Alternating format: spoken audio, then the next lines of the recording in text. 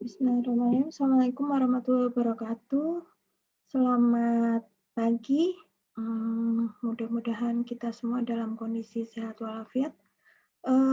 Hari ini kita masuk ke materi kita yang pertama, yaitu tentang apa itu kualitas. Nah, sebelum kita masuk ke apa itu total quality management, tentunya kita harus tahu dulu apa itu kualitas. Definisi dari kualitas itu apa biar tidak salah dalam mengartikan total quality management. Saya share dulu materi kita hari ini. Nih. Nah, apa itu kualitas? Jadi, menurut beberapa ahli, utamanya ahli dalam bidang quality management, menurut Crosby, itu kualitas merupakan conformance to requirement, yaitu sesuai dengan yang disyaratkan atau distandarkan. Jadi, ketika produk kita itu sesuai dengan standar, jadi perusahaan sudah punya standar tersendiri, bagaimana produk dikatakan kualitas. Nah, ketika sesuai dengan standar tersebut, maka dikatakan produk tersebut punya kualitas. Jadi, suatu produk punya kualitas jika sesuai dengan standar kualitas yang telah ditentukan. Standar kualitas bisa dari bahan bakunya, proses produksinya, dan barang jadinya. Nah, di sini ternyata kualitas itu nggak hanya dari produk jadi, tapi juga dari mulai bahan bakunya. Jadi, mulai dari supplier, pemilihan supplier. Nah, supplier bahan baku yang sesuai, yang ada standarnya, itu yang dikatakan berkualitas, sesuai sama standarnya. Misalnya produksi baju, konveksi. Nah, sehingga ada standar untuk kualitas kain yang digunakan, benang yang digunakan. Nah, ini standar bahan baku. Kemudian proses produksinya pun juga ada standarnya, bagaimana proses produksi, layout produksinya, ada SOP-nya, standar operasional prosedur untuk proses produksinya. Jadi bagaimana alur produksinya sampai dia menjadi barang jadi. Nah, sebelum mencapai barang jadi tentunya ada quality control dulu. Produk yang bagaimana yang layak untuk sampai ke pasar. Itu ada standar tersendiri dari perusahaan. Ini menurut Crosby tahun 79. Berikutnya, menurut Deming, kualitas itu sebagai kesesuaian dengan kebutuhan pasar. Jadi dikatakan berkualitas itu ketika sesuai dengan kebutuhan pasar atau konsumen yang dibidik. Jadi perusahaan harus benar-benar tahu pasar yang dibidik ini butuh apa. Nah, di sini kan memang sekarang udah nggak zamannya ya menciptakan produk dulu baru menentukan segmen pasarnya. Tapi justru kita dibalik sekarang. Tentukan dulu segmen pasarnya, cari tahu masalah yang terjadi di segmen pasarnya, sehingga kita tahu kebutuhan segmen pasar itu apa. Jadi produk kita merupakan solusi dari masalah segmen pasar yang sudah kita bidik tadi. Nah, sehingga produk kita benar-benar produk yang berkualitas karena sesuai dengan kebutuhan konsumen. Ini menurut Deming tahun 82. Berikutnya menurut Feigenbaum, kualitas adalah kepuasan pelanggan sepenuhnya. Nih, full customer satisfaction. Jadi benar-benar semua yang sesuai dengan kepuasan pelanggan. Bagaimana menciptakan kepuasan pelanggan tentunya nggak gampang. Pelanggan dikatakan puas itu tingkat kepuasan tiap orang beda-beda. Apalagi ketika kita membidik segmen pasar yang terlalu luas. Artinya semakin banyak orang yang kita bidik, calon-calon pelanggan yang kita bidik, sehingga mereka punya kepuasan yang berbeda-beda. Nah, suatu produk menurut Feigenbaum ini dikatakan berkualitas jika bisa memberi kepuasan sepenuhnya kepada konsumen, yaitu sesuai dengan harapan konsumen. Konsumen pinginnya bagaimana? Tadi sudah membidik segmen pasar, kemudian sudah tahu masalahnya segmen pasarnya apa, kita ciptakan produk yang sesuai dengan kebutuhan segmen pasarnya, dan kita gali lagi keinginan harapan dari segmen pasar yang kita bidik itu, sehingga segmen pasarnya puas, itu dinamakan produk kita berkualitas. Ini menurut Wagenberg tahun 86.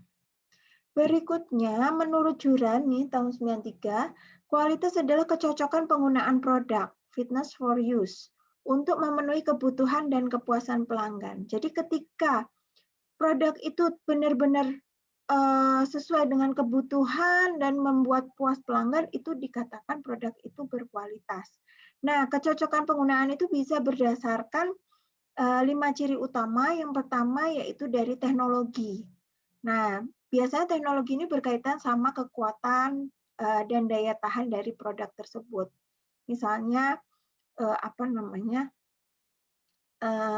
awet misalnya, itu teknologi. Kemudian yang kedua dari sisi psikologis, yaitu cita rasa atau status sosial. Jadi misalnya dengan menggunakan produk itu bisa tambah cantik misalnya. Dengan menggunakan produk itu bisa lebih bergengsi misalnya. Itu dari sisi psikologis. Kemudian yang ketiga yaitu waktu. Ini berkaitan dengan kehandalan. Misalnya produknya nggak gampang rusak. Gitu. Kemudian yang keempat tentang kontraktual, yaitu adanya jaminan. Misalnya adanya garansi, misalnya itu dikatakan berkualitas. Kemudian yang kelima, dari etika, misalnya sopan santun, ramah, jujur, itu dilihat dari frontline-nya, misalnya dari bagian marketingnya, karyawan yang bertemu langsung dengan konsumen, itu ada standar operasional prosedur untuk untuk melayani konsumen. Nah, kecocokan penggunaan produk apabila produk mempunyai daya tahan penggunaan yang lama, meningkatkan citra atau status konsumen yang memakainya, kemudian tidak mudah rusak, adanya jaminan kualitas yang sesuai, kemudian etika yang digunakan juga ada. Nah, kalau jasa ini bisa dari pelayanannya yang ramah, sopan, dan bisa menyenangkan dan memuaskan pelanggan tentunya. Kemudian apa sih yang melatar belakangi pentingnya kualitas? Nah, kualitas sering dilihat dari sisi produksi saja, dari sisi operasional. Padahal sebenarnya enggak. Produk itu dikatakan kualitas bisa dari berbagai sisi manajemen, baik produksinya, pemasarannya, SDM-nya maupun keuangannya. Kita lihat dulu dari sisi produksi. Dari sisi produksi jelas dari produknya. Tadi saya sampaikan bahwa dari sisi produksi ini nggak hanya dari produk akhir, produk jadi, tapi juga dari bahan bakunya, pemilihan bahan baku harus sesuai dengan kualitas, yang berkualitas, kemudian proses produksinya ada standarnya, ada prosesnya bagaimana, sesuai prosedurnya, kemudian sampai ke produk jadi. Jadi kualitas produk ini menjadi kebijaksanaan penting dalam meningkatkan daya saing produk yang harus memberi kepuasan. Nah, syukur-syukur bisa melebihi atau paling tidak sama dengan kualitas produk pesaing. Jadi juga harus disesuaikan dengan kondisi produk pesaing, namanya pesaing yang paling dekat dengan perusahaan kita. Kemudian yang kedua dari segmen manajemen pemasaran. Kalau dari sisi manajemen pemasaran, kualitas produk itu salah satu unsur utama dalam bauran pemasaran. Di bauran pemasaran ada price, place, product, dan promotion. Nah, di sini juga saling berkaitan antara kualitas dengan harganya misalnya. Kemudian karena harga kan sesuai dengan segmen yang kita bidik. Kemudian dengan saluran distribusinya, nah juga dengan promosinya. Sehingga produk yang berkualitas itu harapannya bisa meningkatkan volume penjualan dan meningkatkan pangsa pasar dari perusahaan kita. Berikutnya dari sisi SDM, dari sisi SDM ini untuk membentuk dan meningkatkan kompetensi atau skill SDM, baik dalam perilaku, proses, kemudian memberi pelayanan, membantu menciptakan kepercayaan dan kepuasan pengguna, konsumen, maupun rekanan. Nah, di sini bagaimana cara meningkatkan kualitas SDM? Tentunya dengan training and development. Nah, dengan adanya training tadi, harapannya karyawan-karyawan bisa menciptakan perilaku, kemudian layanan yang sesuai dengan kebutuhan, keinginan pelanggan, sehingga pelanggannya puas. Kemudian dari sisi keuangan, itu bisa, namanya keuangan itu kan dari mulai mencari dana, mengelola, sampai ke manajemen investasi. Nah, di sini ketika dikatakan kualitas ketika dalam hal mencari dana, mengalokasikan itu bisa efektif dan efisien. Mencari dana, misalnya mencari sumber dana, itu dalam mencari dana bisa dari modal sendiri, atau bentuknya laba ditahan, atau menerbitkan saham misalnya. Kemudian bisa juga dengan pinjaman, modal asing, bisa bentuknya pinjaman atau obligasi. Nah, itu mana yang lebih efektif dan efisien. Begitu juga dalam pengalokasian dana, bagaimana mengalokasikan, menganggarkan untuk produksi, untuk penjualan, dan seterusnya. Ini dari aspek manajemen keuangan. Ini ternyata bisa dilihat dari 4 sisi manajemen. Nah, berikutnya, dimensi kualitas produk. Ini menurut Ciptono 2008, kualitas produk itu bisa, indikatornya adalah bisa dilihat dari performance atau kinerja. Ini berhubungan dasar dari sebuah produk, jadi kinerja produknya. Kemudian yang kedua, daya tahan. Ini berapa lama atau umur produk yang bertahan sebelum produk tersebut harus diganti. Jadi durasi waktunya, produk itu semakin besar frekuensi pemakaiannya, semakin sering dipakai tapi nggak gampang rusak, itu semakin berkualitas. Kemudian yang ketiga, kesesuaian dengan spesifikasi. Kesesuaian misalnya sejauh mana merujuk operasi dasar dari sebuah produk memiliki spesifikasi tertentu dari konsumen atau tidak ditemukan cacatnya pada produk. Kemudian yang keempat, fitur. Jadi kreasi terhadap produk yang dirancang untuk menyempurnakan fungsi produk atau menambah ketertarikan konsumen. Jadi semakin banyak fitur-fitur yang sesuai dengan kebutuhan konsumen itu dikatakan semakin berkualitas. Kemudian reliabilitas, probabilitas bahwa produk akan bekerja dengan memuaskan atau tidak dalam periode waktu tertentu. Jadi semakin bekerja dengan memuaskan, berarti dia dapat dihandalkan, sehingga dia dikatakan berkualitas. Kemudian yang keenam, estetika, berhubungan dengan bagaimana penampilan produk, bisa dari warnanya, size-nya, ukurannya, bentuknya, itu kualitas dalam hal estetika. Kemudian persepsi kualitas, kesan kualitas, ini sering dibilang merupakan hasil dari pengukuran yang dilakukan secara tidak langsung karena terdapat kemungkinan bahwa konsumen tidak mengerti atau kekurangan informasi atas produk yang bersangkutan. Nah, persepsi kualitas ini biasanya berasal dari promosi. Jadi di situ muncul kesan tentang kualitas produk kita dari promosi yang dilakukan oleh perusahaan. Berikutnya yang ke-8 yaitu kemudahan layanan, misalnya kecepatan layanan, kemudian kompetensi dan keramah tamahan staf, misalnya karyawannya marketingnya paham benar nih, produk knowledge-nya oke, itu kompetensi. Kemudian ramah juga, nah itu keramahan. Berikutnya bagaimana dengan jasa? Nah, dimensi kualitas jasa beda lagi nih. Yang pertama dari reliability, kemampuan untuk memberi jasa dengan segera dan memuaskan. Jadi gercep, segera langsung. Ada pelanggan datang misalnya langsung dilayani, itu reliable. Kemudian responsiveness, kemampuan untuk memberi jasa dengan tanggap.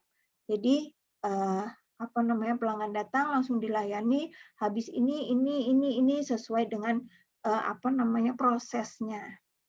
Segera, nggak perlu pelanggan nunggu terlalu lama. Itu responsiveness, sesuai sama keinginan pelanggan juga. Kemudian assurance, kemampuan, kesopanan, dan sifat yang dipercaya yang dimiliki oleh para staf, bebas dari bahaya, risiko, dan keraguan-raguan. Jadi bagaimana menciptakan konsumen itu percaya dengan karyawan kita, dengan pemberi layanan kita.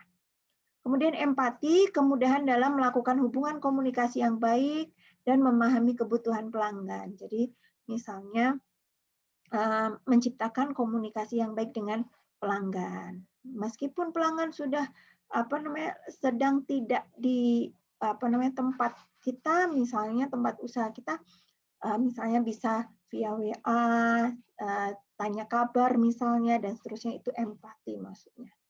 Kemudian yang kelima, tangible, fasilitas fisik, perlengkapan pegawai, dan sarana komunikasi. Misalnya tempat tempat jasa tersebut, misalnya salon, ya di salonnya itu fasilitas fisiknya, ada perlengkapannya lengkap, bersih, higienis, layanannya memuaskan, karyawannya ramah, dan sebagainya, itu tangible.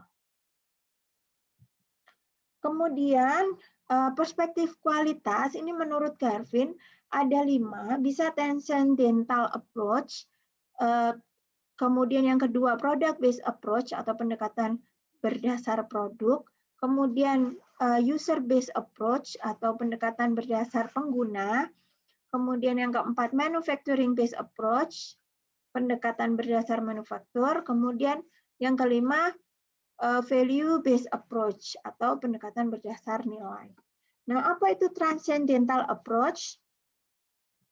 Nih, transcendental approach itu kualitas dalam pendekatan ini dapat dirasakan tapi sulit didefinisikan dan dioperasionalkan maupun diukur nih.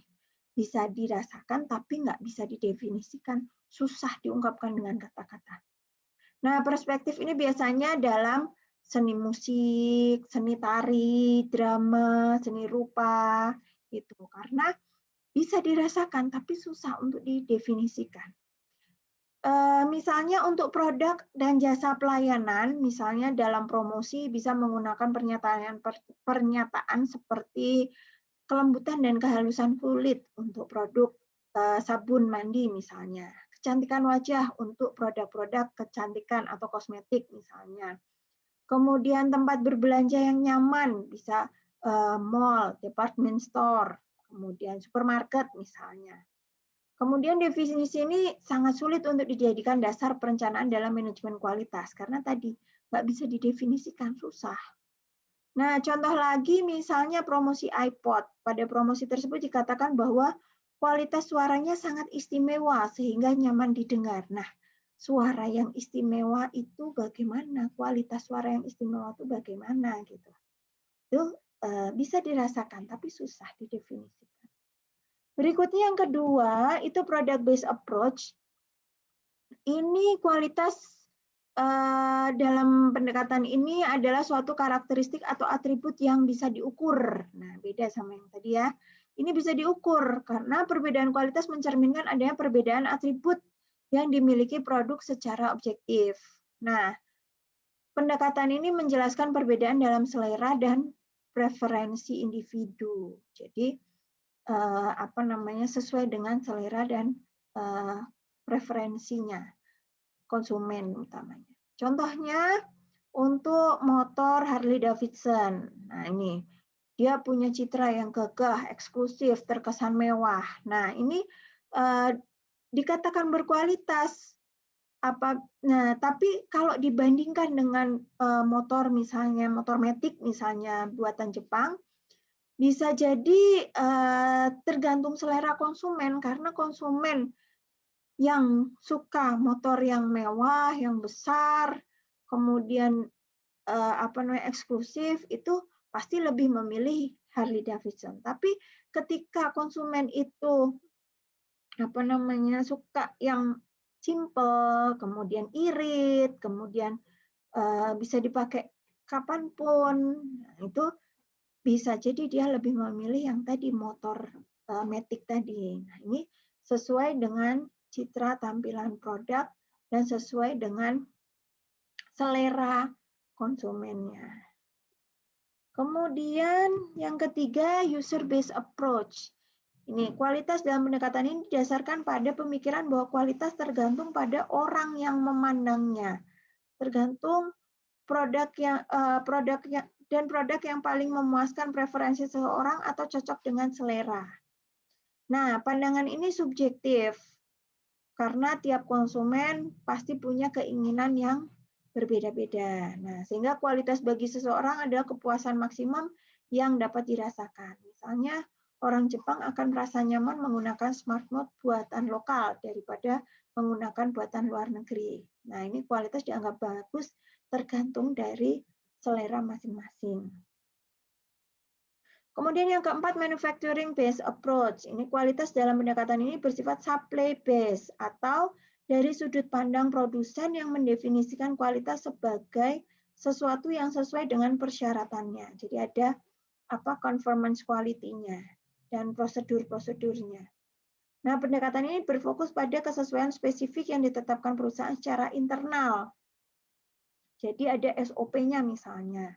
Ini menentukan kualitas sesuai dengan standar dari perusahaan. Contohnya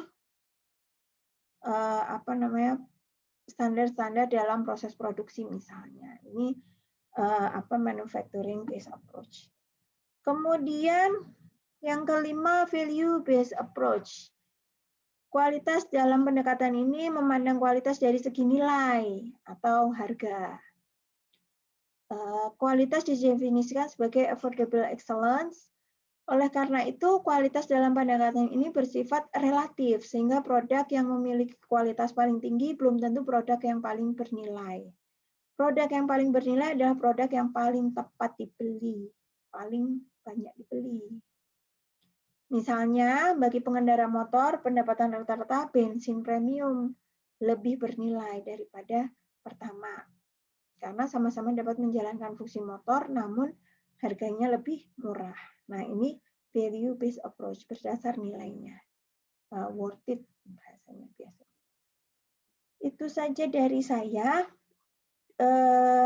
Mari kita diskusikan bersama. Mungkin kalau ada pertanyaan bisa kita diskusikan ya. Saya tutup. Wassalamualaikum warahmatullahi wabarakatuh.